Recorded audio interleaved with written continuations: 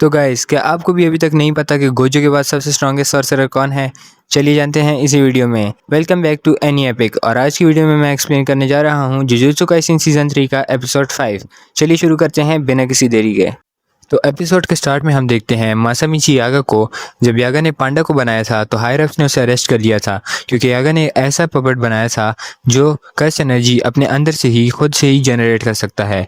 यानी दूसरे लफ्जों में कहा जाए तो पांडा बाकी इंसानों की तरह जिंदा था, जो कि एक बहुत बड़ी बात थी, क्योंकि ऐसे तो यागा अपने लिए पपेट्स की आर्मी बना देगा। हायर अप्स चाहते थे कि यागा उनके साथ अपनी टेक्निक शेयर करे, लेकिन यागा ने मना कर दिया, क्योंकि उसको पता था कि हायर अप्स उसकी टेक्निक को सिर्फ गलत कामों के लिए ही इस्तेमाल करेंगे। तो उसने उन्हें बता दिया कि उसने पांडा को गलती से बनाया है और वो फिर से ऐसा नहीं कर सकता। स्टोरी शिफ्ट होती है प्रेजेंट में, जहां हम देखते हैं कि यागा ने और भी ऑटोमेटिक पपेट्स बनाए हैं, लेकिन उनको एक जंगल में छुपाया रखा है। एक पपेट यागा से पूछता है कि उसका मूड क्यों खराब है। यागा उसे कहता है कि मुझे कहीं जाना है और मैं तुम लोगों से कुछ देर तक नहीं मिल पाऊंगा, लेकिन तुम लोग यहाँ सेफ हो। इस फॉरेस्ट को मास्टर टेंगन प्रोटेक्ट करते हैं और तुम्हारी मदर भी तुमसे मिलने आती रहेगी। फिर वो पपेट्स उसे अलविदा कहते हैं और कहते हैं कि वो उसे मिस करेंगे। दूसरी तरफ हम देखते हैं पांडा को, जिसे हायर अप्स ने पकड़ लिया था, क्योंकि उन्हें पता था कि यागा इसको बचाने जरूर आएगा। लेकिन कुसाकाबे पांडा को बचा लेता है और कहता है कि यागा का उस पर एहसान है और वो उसका बदला चुका रहा है। सीन शिफ्ट होता है पास्ट में और हम देखते हैं कुसाकाबे की एक सिस्टर थी,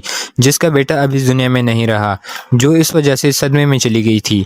तो यागा ने उसके लिए एक पपेट में उसके बेटे की इन्फॉर्मेशन डाल दी, जिसकी वजह से वो पपेट बिल्कुल ताकिरो की तरह ही बात कर रहा था। जो देखने के बाद कुसाकाबे की सिस्टर सदमे से निकल आती है और उसे गले लगा लेती है। यागा कहता है कि वो इस पपेट को अपने साथ नहीं ले जा सकते, वरना हायर अप्स को इस बारे में पता चल जाएगा, लेकिन तुम्हारी सिस्टर इससे मिलने यहाँ आ सकती है। कुसाकाबे उसका शुक्रिया अदा करता है। स्टोरी शिफ्ट होती है प्रेजेंट में, जहां हम देखते हैं एक मास्क पहने सॉर्सरर को, जो यागा से पूछता है कि वो कहाँ जा रहा है। यागा कहता है अपने बेटे पांडा से मिलने। सॉर्सरर उसे कहता है कि हायर अप्स ने उसे मौत की सजा दी है और अगर वो जिंदा रहना चाहता है तो उन्हें बता दे कि ऑटोमेटिक पपेट्स कैसे बनाते हैं। यागा कहता है जैसे ही गोजो चला गया तुम डरपोकों में काफी हिम्मत आ गई है। फिर वो फाइट के लिए रेडी होता है, लेकिन तभी उसको एक गिटार की आवाज आती है और वो देखता है कि गाकुगांजी भी उसे मारने आया है। वो फाइट करते हैं और यागा बहुत बुरी तरह से जख्मी हो जाता है। गाकुगांजी दूसरे सॉर्सरर को जाने को बोलता है, जिसके बाद यागा ऑटोमेटिक पपेट्स बनाने का तरीका एक्सप्लेन करता है। वो कहता है कि सबसे पहले सोल इन्फॉर्मेशन कॉपी करनी होती है,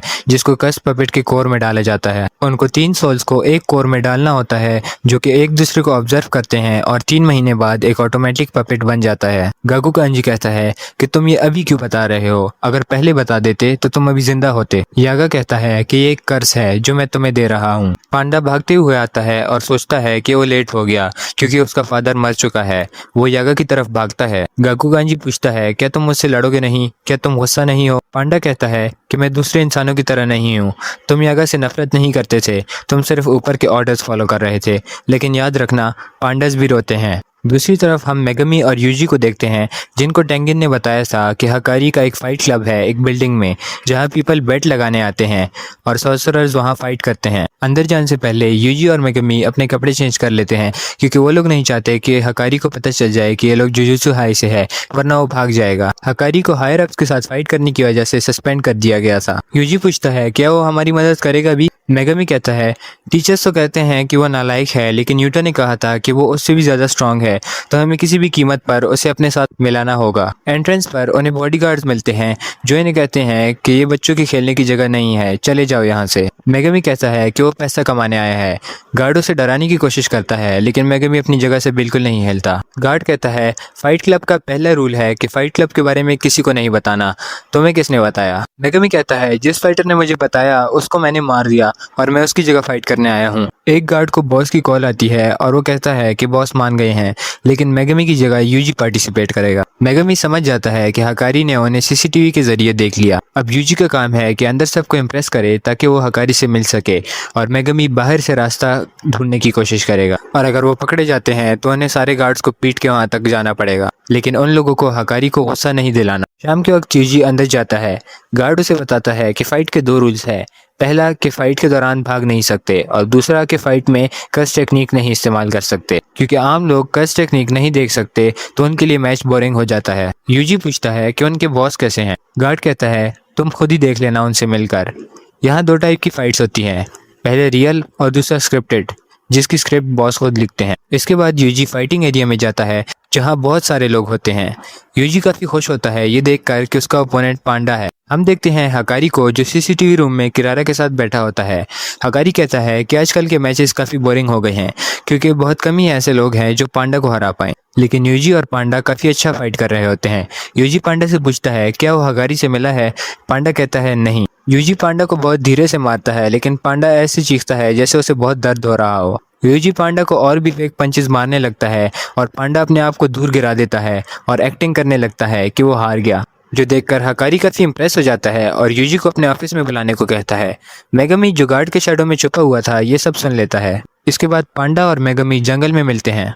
पांडा कहता है कि हकारी हर वक्त उसके ऑफिस में ही रहता है लेकिन पांडा उस तक कभी पहुंच नहीं पाता, जो कि ज़रूर किरारा की टेक्निक की वजह से है। पांडा कहता है कि हकारी को यूजी की पर्सनैलिटी ज़रूर अच्छी लगेगी लेकिन यूजी झूठ बोलने में अच्छा नहीं है। तो जैसे ही यूजी अंदर जाएगा ये लोग बाहर के सारे गार्ड से निपट लेंगे। लेकिन एक प्रॉब्लम है, किरारा की टेक्निक। हम देखते हैं कि यूजी और भी मैचेस जीत जाता है और हकारी उसे अपने रूम में बुलाता है। हकारी से पूछता है क्या तुम एक दिन का 1 मिलियन येन कमाना चाहते हो। यूजी कहता है डिपेंड करता है काम पे। हकारी कहता है वो जानने के लिए तुम्हें देने होंगे 2 लाख येन। यूजी कहता है ये तो स्कैम है।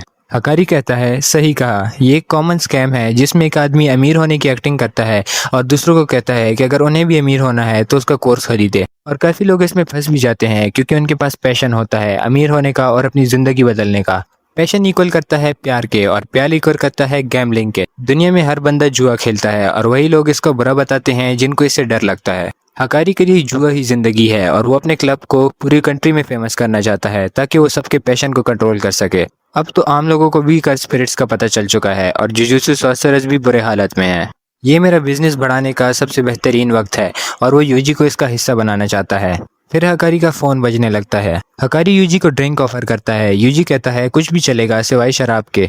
हकारी कहता है क्या तुम्हें पता है गोजो भी शराब नहीं पीता। यूजी कहता है ये गोजो कौन है, कभी सुना नहीं इसके बारे में। हकारी कहता है कि ऐसा एक भी सॉर्सरर नहीं है जिसने सातोरू गोजो के बारे में ना सुना हो। वो कहता है क्या तुम जुजुत्सु हाई से हो। इसके बाद वो यूजी पर अटैक करता है और कहता है कि जब भी उसे किरारा की कॉल आती है इसका मतलब कुछ तो गड़बड़ है। यूजी उसे कहता है मेरी बात सुनो।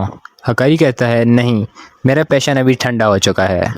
अगर वीडियो अच्छी लगी हो तो लाइक और सब्सक्राइब करना मत भूलना। मैं आपसे मिलता हूँ नेक्स्ट वीडियो में, तब तक के लिए गुड बाय।